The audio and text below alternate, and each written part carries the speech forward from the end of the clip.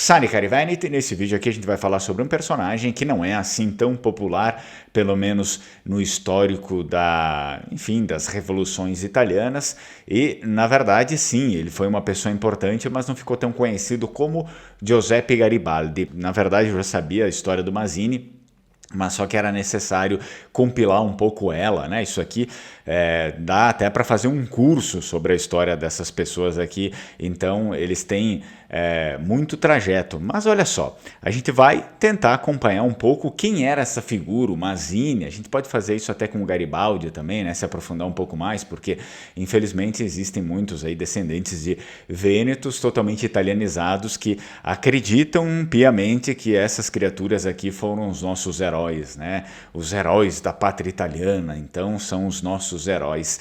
Mas eles foram pessoas muito contraditórias e fizeram coisas bastante erradas aí ao decorrer da história, e a gente precisa dar uma olhada nisso. Eu recomendo que você fique até o final, porque isso daqui também está ligado conosco, querendo ou não, né, na trajetória que a Itália assumiu, e aí depois da trajetória que a Itália assumiu, ela também acabou expatriando muitas pessoas até pouco tempo atrás.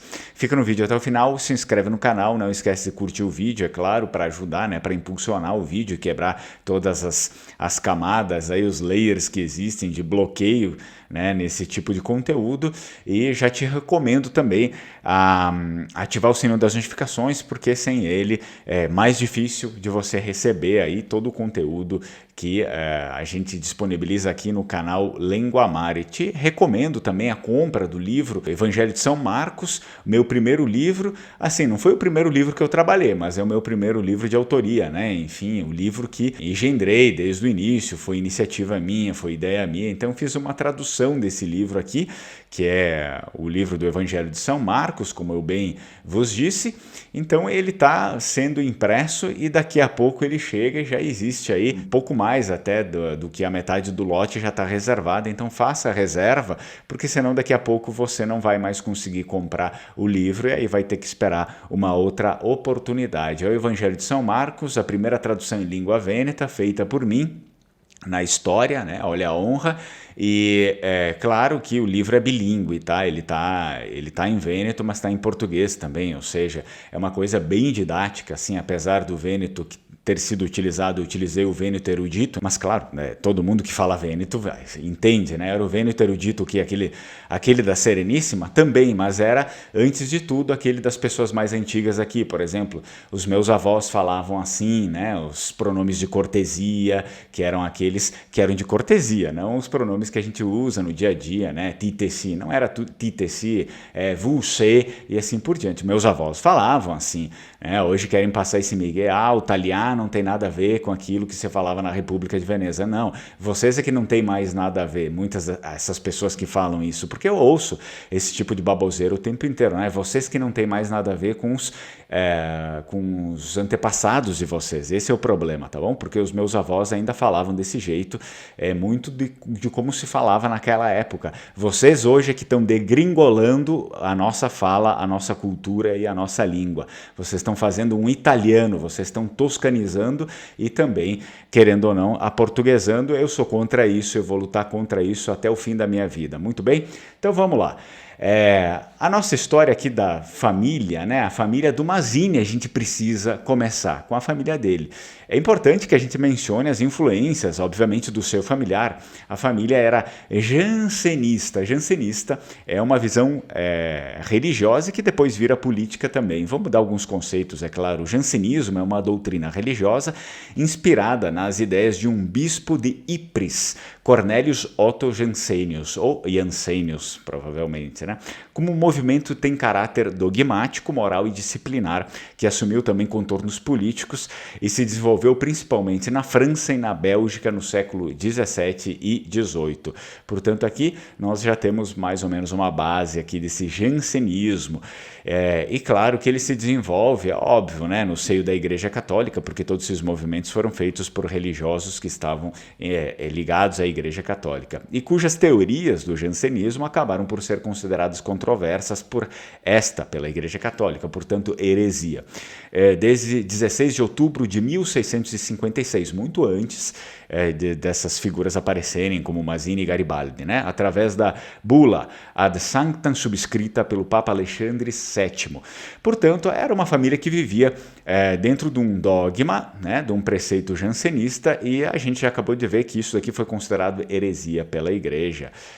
Sendo católicos, eles nem poderiam viver dentro desses conceitos aqui. Como é que funciona o dogma dos jansenistas? Aí vocês vão pedir, professor, o que tem isso tem a ver? Não, tem muito a ver, porque isso daqui moldou a figura dele e de tantos outros companheiros dele, né? O dogma do jansenismo, o ponto central e essencial é uma antropologia pessimista, que vê no pecado original a corrupção da natureza humana, doravante incapaz de qualquer obra boa e fatalmente inclinada para o bem. Ou seja, o pecado original faz parte, é claro, do dogma católico, mas diferente do dogma católico oficial, os jansenistas não acreditam que as obras humanas são boas ou que elas possam ser boas e que praticamente tudo que é feito pelos humanos é ruim. Esse daqui é um ponto crucial. A Igreja Católica não acredita nisso, eles acreditavam nisso. Portanto, se tudo é ruim, vocês entendam que isso acaba tirando um pouco alguns preceitos, né, que os humanos possam ter aí. A moral, então, a vivência da moral. O pecado é inevitável na vida humana, daí todo o pessimismo jansenista em relação à natureza humana, que tanto leva ao desprezo por todas as obras, ainda que aparentemente meritórias, dos pecadores e dos infiéis, como conduz a um extremo rigorismo no que diz respeito a qualquer possível cedência à natureza.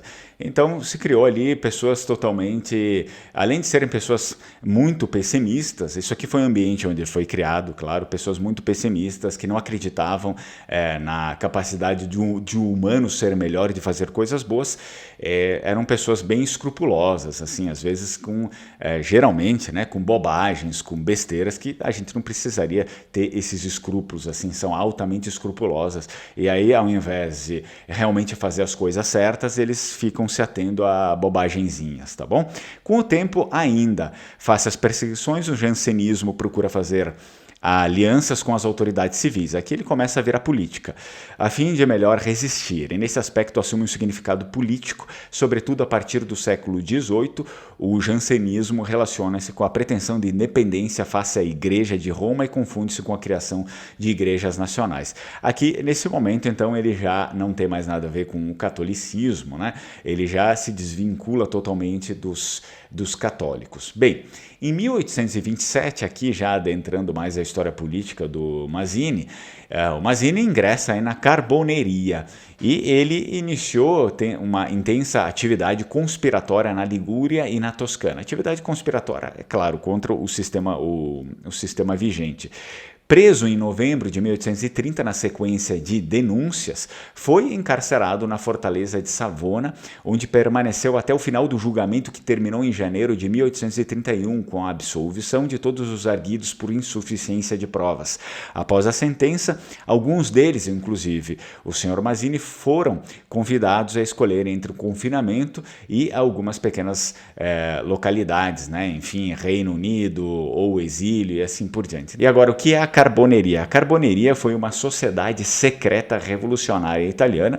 Ela nasceu no reino de Nápoles, no início do século XIX, com valores patrióticos e liberais. Então a Carboneria, além do seu trabalho na Itália, influenciou aí grupos revolucionários em boa parte do mundo, por exemplo, na França, na Grécia, Espanha, Portugal, Romênia, também no Brasil e no Uruguai. Embora os seus objetivos tivessem bases liberais e patrióticas, carecia de uma certa política imediata. Isso desagradou bastante o Mazzini e vários dos seus colaboradores, dos seus membros. Então o objetivo principal era derrotar os austríacos na Itália, certamente, e unificar a península sob uma república democrática. No norte da Itália, outras organizações como a Adelphi e a Filadélfia mantinham contatos aí constantes com a Carboneria naquele tempo. Durante a sua estadia, a estadia do Mazzini na prisão de Savona, ele amadureceu bastante, enfim, as suas ideias políticas do seu modo, e o seu distanciamento da Carboneria acabou se dando de uma forma muito natural, né? A Carboneira já era praticamente um cadáver naquela época, dando início assim ao plano a uma outra sociedade secreta, a Jovem Itália, que ele fundou em 1831. O objetivo então da Jovem Itália era uma república unitária de livres e iguais, homens livres e iguais, conscientes de pertencerem à mesma nação. Portanto, todas essas sociedades secretas, na verdade, elas têm ainda hoje uma base muito comum, né? Principalmente essa questão de homens livres e iguais, e todos pertencerem à mesma coisa e tal. Então, o programa político ficou claro ali no juramento dos membros da nova organização. O programa político, o juramento se dava assim, né? Dou o meu nome à Jovem Itália, uma associação de homens que acreditam na mesma fé, e juro consagrar-me completamente para sempre a construir com eles a Itália em uma nação única, independente, livre e republicana. Assim, o pensamento, né, era se a Roma antiga uniu todos os povos do continente, a Roma dos papas os colocou sob uma única autoridade religiosa, então a terceira Roma, que é a Roma aqui do Mazzini, do Garibaldi, todos esses que pertenciam às sociedades secretas, a terceira Roma, que é a Itália, né, que nós conhecemos hoje, seria o farol da liberdade para todos os povos da Terra. Muito longe disso, né? Vamos lá. Os membros da Jovem Itália organizaram imediatamente numerosas iniciativas insurrecionais, então todas destinadas ao fracasso. Tá? Em 1833 houve dezenas de prisões e 12 execuções capitais após a descoberta de uma conspiração no Piemonte. E em 1834 uma tentativa insurrecional em Saboia e Gênova foi bloqueada. Aí, na década de 1850, o senhor Mazzini tentou dar um novo impulso à ação insurrecional e para esse fim fundou o Partido da Ação em 1853. Mas só que todas essas iniciativas aqui que ele promoveu, né, foram fracassadas e desencadeou em muita repressão ainda naquela época. O fracasso total, é claro, como era de se esperar, né, do movimento, atingiu duramente o Mazzini e os seus companheiros e as suas expectativas quanto ao envolvimento também das camadas populares do norte da Itália, que mais uma vez não responderam ao apelo. Então isso aqui é muito interessante que eu encontrei. Segundo, né, os relatos que nós temos aí da bibliografia, ele ficava decepcionado, por exemplo, porque as camadas populares, ou seja, o povo, né, principalmente o do norte da Itália, não respondia a esses apelos aqui revolucionários.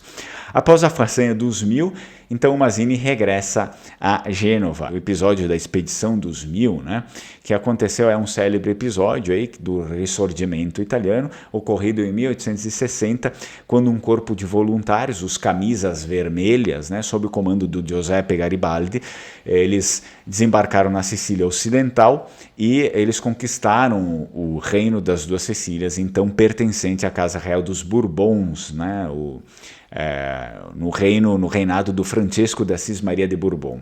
Então o Mazzini viveu aí os seus últimos anos entre Londres e Lugano. Aliás, ele vivia praticamente em Londres, né? Ele sempre, quando as coisas davam erradas, ele ia para Londres. No início ele ia para a França bastante, depois ele ficou meio refugiado, basicamente sempre em Londres. Então ele ia e voltava, né? Com estadias curtas e furtivas em Gênova e Milão também. A sua ação política estava agora polarizada em dois temas. Então ele se dividia entre Roma, para Roma ser o farol do mundo inteiro ali, segundo os seus ideais liberais, né, e da sociedade secreta dele, e a questão social também. Então ali ele começa a entrar um pouco dessa cara um pouco do socialismo que existe hoje também. Então para o Mazzini, Roma não era uma cidade como as outras a serem anexadas, Roma era uma ideia, o simbolismo de uma época que dela começaria. Então ele tentou vários movimentos ali também de conquista da Itália inteira, por exemplo, partindo ali, sei lá, da Sicília para chegar em Roma, e Roma seria o grande centro, e iria para lá e para cá, e umas coisas meio loucas assim, mas tudo deu errado. É por isso que não vale a pena a gente se apegar tanto aqui, porque os planos sempre foram fracassados. Aqui em 1864, participou da fundação da... Olha só, em 1864 o Mazzini, isso aqui tem a ver com aquilo que eu falei, né, que daí começa essas ideias socialistas.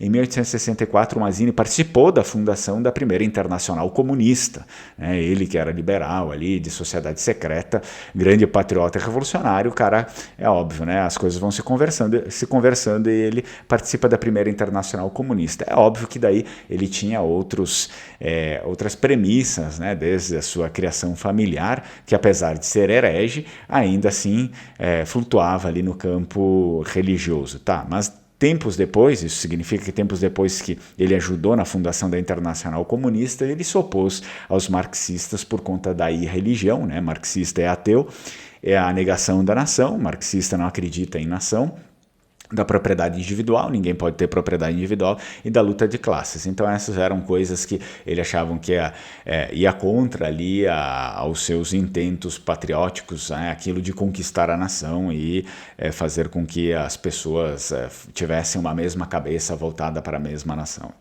Então ele retornou pela última vez à Itália para passar seus últimos dias, e de fevereiro de 1872 até a sua morte. Então em 1872 ele retorna, depois ele morre ali. Ele viveu em Pisa sob o nome ele não, né, certamente ele não podia usar o nome dele de verdade, porque senão ele seria condenado, ele seria morto. O nome dele que ele assumiu foi o Dr. Brown, porque ele tinha muitos inimigos, muitos perseguidores já naquela época ali.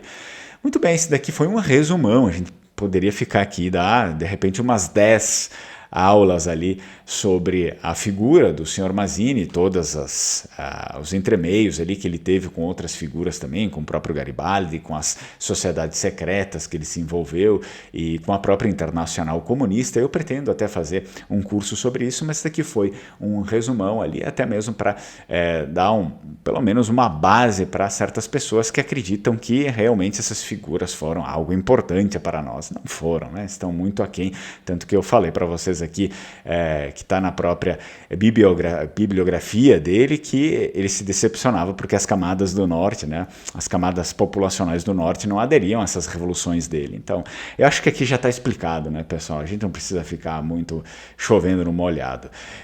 Muito bem, eu agradeço aí a presença de vocês. Também agradeço que vocês estão sempre aqui comentando. Deixem os comentários, é claro, os comentários são sempre importantes. Mais uma vez, reserve aí a cópia do seu livro do Evangelho de São Marcos, né? Uma das coisas inevitáveis, né, que a gente tem para se defender desses parasitas, desses vermes que existem até hoje. Não acreditem que não exista até hoje esses parasitas aí, que querem a todo custo destruir a nossa cultura, a nossa noção, né, de povo com as suas baboseiras, enfim, que eles inventam. Essas coisas identitárias nossas são uma arma, querendo ou não, né, para a gente se lembrar de quem nós realmente somos. Faça a reserva do seu livro, e aí você tem um número aqui, eu deixo o seu nome reservado, assim que chegam as cópias eu estou enviando aí Brasil afora e também para o estrangeiro. Tchau, tchau, Strucon.